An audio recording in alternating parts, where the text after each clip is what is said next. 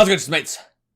This is Mrjacharles. We're back with Clannad, the visual novel. And previously, well, I ended the episode early because I needed a pee. I didn't want to admit it, but I really needed a pee, so I kind of, ended it kind of early enough. But previously, actually, we got hit by something, and we don't know what that is. I guessed it was Kyou and her motorbike. But, I don't know anyone else who would abuse us, to be honest. And Kyou is quite good at that. But let's see what's happening down in the club. Tomia, suddenly my shank is rammed hard by something. What the hell is a shank? Do you mean like is that part of the body? I thought shank was a verb. To do, as in to stab, to poke and harm. Okay, I'm more in shock than in pain. After one elegant revolution in the air, I land on the ground on my back. Well, someone's going to be in a wheelchair now. And I also hit my head. Wait, is this going to be, like, deadly? The sky's beautiful. It's so blue and it's so wide. The white clouds gently float from right to left. Hey, what the hell was that? I yell as I stand up. Now, why am I not surprised it's you and your sideways bike? I mean, seriously, it looks beautiful, but couldn't they, like, rotate it a bit? Or, like, make it look a little less, like it's hot, like, the wrong way around. Just turn it 90 degrees. Whatever. Sorry, I wasn't paying attention in front of me. Even though she just hit me, she looks rather unhappy. Well, I'm sorry. Why you? You said you weren't paying attention, so what the hell would you do if it was a kid or some old grandpa or grandma? Oh, don't worry. I made sure beforehand. Just because you checked beforehand doesn't mean you can... Hey! If you checked, then stop for Christ's sake. No way! If I brake so suddenly, it'd wear the tyres out. Generally do wish we could, like, burn her bike or something. It's more danger than good. Which is more important, the tyres or... The tyres. It took her -2 seconds to respond to my question. That hurts pretty bad. So, you're late and riding your bike to school again? I don't want to hear that from you when you're also late. Well, I'm just walking. Well, are you Christopher walking? Sorry, I'm trying to be cool. 90s, 2000s. I mean, maybe even before that, to be honest, with walking. Nice work then. Okay, that's 3 dots. I didn't even notice them there because I thought they blended into the grill. Somehow, I kind of get the feeling she's dodging the topic. Well, see ya. Do you not want me to ride with you? I could, I don't know, fondle your stomach. Put room. Not affording me any attention, Kyou accelerates and speeds away from me. However, the bike seems to lack its usual punch. Oh, did she want to get some attention? Did she want to say hello to me? Did she want me to strip naked so she could hose me down? Yeah, she keeps glancing back behind her as her bike wobbles. Huh? Oh dear, she had a little accident. And she hits a pole. Hey, Kyou! I dash over to Kyou, who has fallen to the ground along with her bike. Jesus. Hey, Kyou, you okay? Ow! Kyou? I hit my knee. Can you stand? Yeah. Wait, never mind that. What about my bike? Don't worry about your bike. Worry about yourself first. I told you I'm fine. What about my bike? Well, your bike. I glance to my side. There, a bike lays on its side amongst some debris that broke off during... Oh dear, it's not in pristine condition anymore. Okay, broke off during the crash. Its back wheel powerlessly spins in a slow motion. The front is busted. Ah! She stands up. She's become an eagle, so I didn't mention that.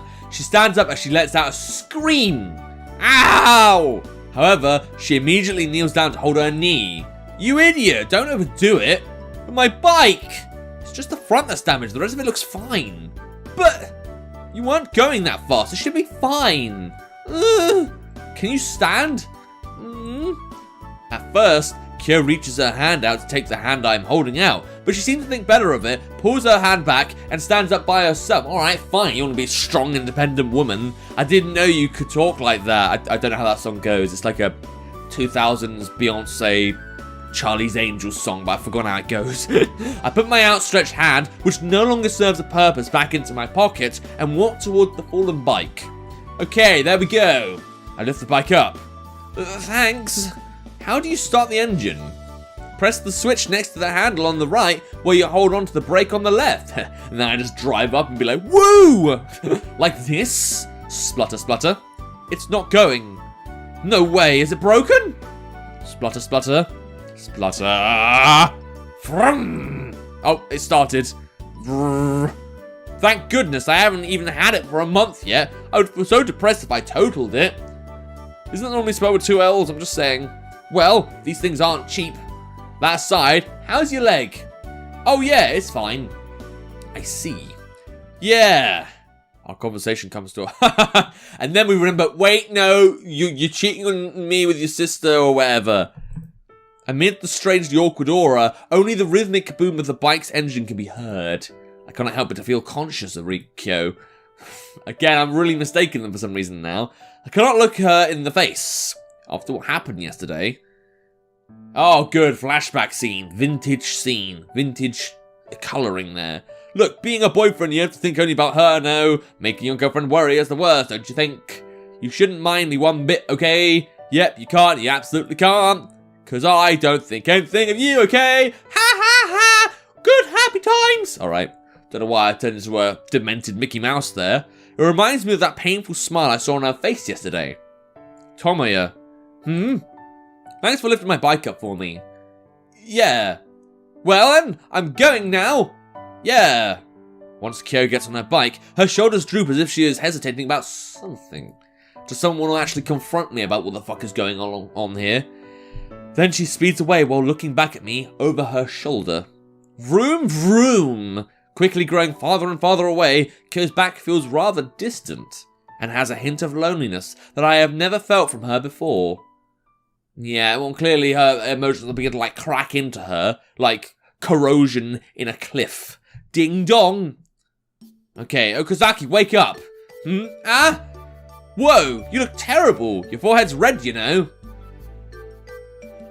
Where did that come from? I was trying to remember. You didn't praise me like that. Okazaki, you up? Yeah, probably. Okay, it's time for lunch. Let's hurry up and get to the store. Oh, yeah. Stand up and leave the classroom with Sunahara. Alright, cool. Are we actually going to go to the cafe? I haven't been there in ages. That reminds me. You don't need to be with Ryo-chan today. Nah, it's not like we planned to... Oh, no. Is someone going to spot me and be like, no, you belong to me? Tomoya-kun? Alright. Ah, yay! Good old friend. She's so nice. I like her. No, really. I want to hang out with her. Okazaki-kun. Suddenly the classroom's door slides open before us, or behind us even, and Mrjacharles stands there. Oh, speak of the devil. Huh? Speak of the what? Oh, never mind. In any case, you looking for Okazaki, your boy? Yes, Okazaki-kun. Would you like to have lunch together? Fucking Krauser, just like... I glance at Sunahara. Well, see you after lunch. As soon as he finishes, Sunahara waves his hand and walks down the hallway. Alright, bye, you little prick. I suppose I can take that to mean he's running away again like yesterday. Were you going to have lunch with him? Nah, not really. Anyway, let's head to the store. I need to get my bread. We don't have to today. What do you mean? I made a lunchbox. It's really nice she does this. But I do feel like we're in a toxic relationship at this point. You know? With a smile on her face, Mrjacharles branches a lunchbox wrapped in a napkin. Perhaps it's just my imagination, but I think those words sent shudders down my spine. Oh, heaven forbid I have lunch. Heaven forbid I have food. But then again, you know. Could we say no? I hear there's no more decisions in this playthrough, but still. It feels like there's a lot more story to come because we haven't even started making out with Kyou yet. Or making out with her properly. At the place that has now become our lunch spot, Mrjacharles sits down on the plastic sheet she brought along and unwraps the napkin around the lunchbox. She did say without a doubt that she made it herself. Well, it was nice to have a life. I do want to be mentioned in my eulogy that I've dated many girls and I care about my friend Sunahara deep down. But you know what? Fuck it. It doesn't really matter anyway. Just a week ago, when Botan ate something out of Mrjacharles' lunchbox, he nearly crossed the sticks. That's the river in the underworld, if you guys didn't know that. A little fun Greek mythology fact. I wonder what would happen if I ate all of this. Shit. Nah, well, even so, it would be mean to say that to her face. Oh, the lunchbox today is fine. Did you practice? Somewhat, she answers with a bashful smile. Oh, great. So she's trying to get better for me, and I don't even want to be with her. Can't help but feel a sense of uncertainty from her use of the word somewhat.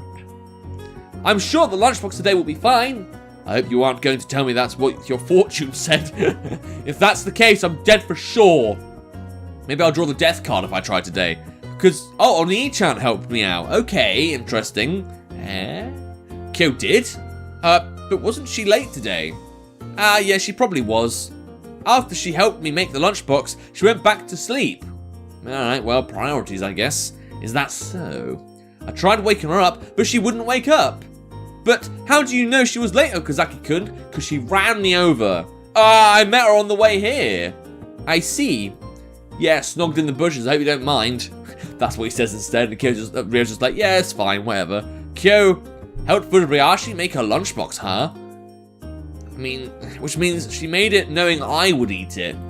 Just how did she feel as she was helping Mrjacharles? Hey, it could be poisonous, or worse than it would be if Ryo did it on her own. Having said that, you know, maybe she's getting to the point where she's got to know she's got to accept it at some point. Or maybe she secretly cares. I don't know. Okazaki-kun, go ahead. Yeah. I take off the lid and open the lunchbox. Although its contents are different, it does seem like the multi-layer lunchbox that Kyou made. Did you make all this? I couldn't do it properly all by myself, but you could say that. She answers bashfully. What's this? I point at the slightly dark pork cutlet sitting in a corner of the lunchbox. It appears to be the new villain of this game. Burnt pork. Oh, that's the only thing that Oni-chan made. I see. I did compliment her for a pork cutlet once. Could it be she remembered that? It can't be. It won't be like last time, so please don't worry and eat, Mrjacharles says and hands me a pair of chopsticks. Yep, I was ready to die anyway, didn't have much else to do. There's probably going to be a tsunami soon anyway. Yeah, thanks. Cool. Ding dong! The first bell rings and signals the end of lunch. Compared to what Kyou makes, the lunchbox didn't taste that good, but it was still perfectly edible. That's certainly what I want to say when I go to a restaurant. I part ways with Mrjacharles in the hallway in order to take a detour to the restroom. I watched her bow lightly before she heads for the classroom, and then quietly let out a sigh. Next, I head to the restroom. Alright, cool, do I take a massive shit? And on my way there... bitch tits! We bump into each other. The two of us stop and look at each other. Does she stare at my willy that is concealed by my trouser zip? Strangely, however, our eyes do not meet. You two look pretty good during lunch. She talks to me without making eye contact, with a mysterious like what the fuck is this shit you're talking about smile. Were you watching? Well, you two stood out. There was a lot of other people eating lunch there. You two were the only couple who had laid out a picnic sheet there. I see. Well, I guess it does make us stand out, but why would you just fucking watch us like a cinema? Wouldn't you like have that, read or something, do an assignment? I don't know, bring a console in. Go on your motorbike.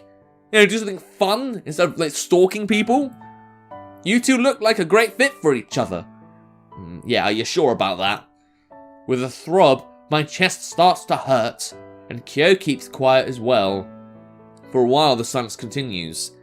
I need to go. My next class is in a different classroom. See ya! In the end, without having looked each other in the eye once, Kyou leaves. Tap tap, the sound of her shoes hitting the hallways. Floor comes closer and closer. And just as she walks past me, the lunchbox. Kyou stops. The pork cutlet was good. Yeah, okay, run away, probably cry in a corner somewhere, made me feel bad about living. Gradually, the footsteps grow farther and farther away. Kyou did not say a thing. Just as I let out a sigh, the final bell rings. That sounds ominous. And then the apocalypse starts. The four horsemen starts to reap the souls of the innocent, and, you know, the earth just cracks open and lava flows out. I don't know, Satan, like, smokes a cigarette. Good for him. Right, new day. Well, that's always... Oh, it's a Saturday. That's also a day I have to go to school, apparently, because something wrong with the Japanese educate... Actually, I think it's something right. I wouldn't mind that. I mean, it'd be good for the future, wouldn't it?